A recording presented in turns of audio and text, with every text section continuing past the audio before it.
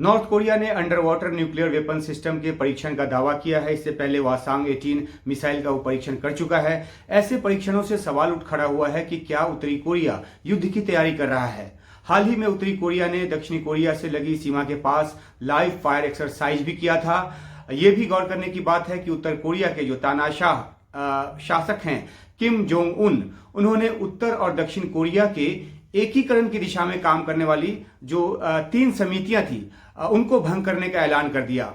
ये समितियां 1961 में बनाई गई थी और ये संभावनाएं टटोल रही थी कि किस तरह से उत्तर कोरिया और दक्षिण कोरिया का जो एकीकरण है वो किया जाए।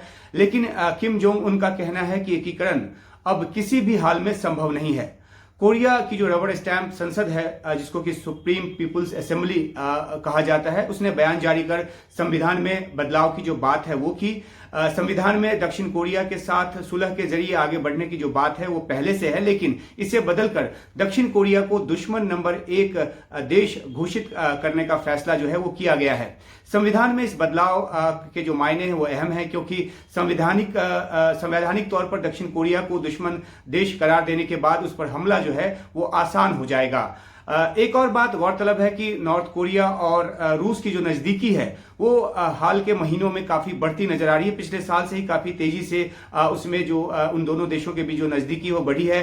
किम जोंग उन रूस का दौरा कर चुके हैं पिछले साल अक्टूबर में, और रूस के राष्ट्रपति पुतिन के प्योंगयांग दौरे की उम्मीद जताई जा रही है। यूक्रेन के साथ युद्ध लंबा खिंच गया है और रूस को कुछ खास किस्म के हथगोलों की जरूरत है, बारूद की जरूरत है, हथियार की जरूरत है जो उसे नॉर्थ कोरिया से मिल सकता है, और नॉर्थ कोरिया के हथियारों की रूस को बड़ी जरूरत है। माना जा रहा है कि नॉर्थ कोरिया नवीनतम मिसाइल भी रूस को दे रहा है, और ऐसे में अमेरिका रूस के खिलाफ यूक्रेन की जब मदद कर रहा हो, वहीं अमेरिका नॉर्थ कोरिया के खिलाफ साउथ कोरिया की मदद कर रहा हो, तो ऐसे में नॉर्थ कोरिया और साउथ कोरिया पर हमला अगर करता है तो अमेरिका के लिए एक और मोर्चा खुल जाएगा। उसे यहां भी अपनी ताकत लगानी पड़ेगी। एक तरफ हमने देखा है कि इजराइल हमास जंग में अमेरिका इजराइल के साथ खड़ा है और उसकी मदद कर रहा है, यानी कि उस मोर्चे पर भी वो जुटा हुआ है। हुती के हमलों के बाद लाल सागर और यमन में भी उसने मोर्चा खोला है या उसे मोर्चा खोलना पड़ा है। ऐसे में रूस और नॉर्थ कोरिया की ये जो सामरिक रणनीति है, हो सकती है कि साउथ कोरिया के खिलाफ मोर्चा खोला जाए और अमेरिका को यहां भी फंसाया जाए।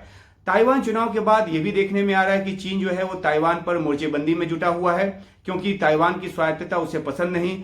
ताइवान जो है वो अमेरिका के सहारे ही चीन से लोहा लेता है, तो अमेरिका की जो मदद का जो एक बड़ा हिस्सा है वो ताइवान भी जाता है। और अगर यहां भी मोर्चा खुल जाता है तो अमेरिका को यहां भी ताकत पूरी लगानी पड़ेगी। तो सवाल है कि अमेरिका कहां कहां जाकर लड़ेगा और कितनी जगह मदद कर पाएगा, खासतौर पर तब जब खुद अमेरिका में इजराइल और यूक्रेन को जो भारी मदद दी जा रही है उसको लेकर सवाल उठाए जा रहे हों। यमन में जो हमला किया गया उसको कांग्रेस की अनुमति नहीं ली गई, इसको लेकर राष्ट्रपति जो बाइडेन को घेरा जा रहा हो, यह भी एक फैक्टर है। और दूसरी बात यह है कि अमेरिकी चुनाव अवसर पर है, तो एक अमेरिका कहां कहां किन किन मोर्चों पर लड़ेगा।